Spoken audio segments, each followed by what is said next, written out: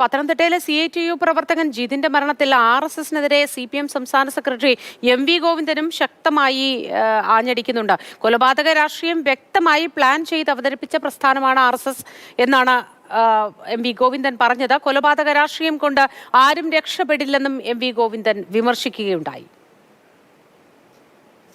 പത്തനംതിട്ടയിലെ പ്രമുഖരായ BJP പ്രവർത്തകർ ഉൾപ്പെടെ നിരവധിയായ ആളുകൾ CPIയിലേക്ക് വന്നുകൊണ്ടിരിക്കുകയാണ്, നൂറുകണക്കിന് ആളുകൾ.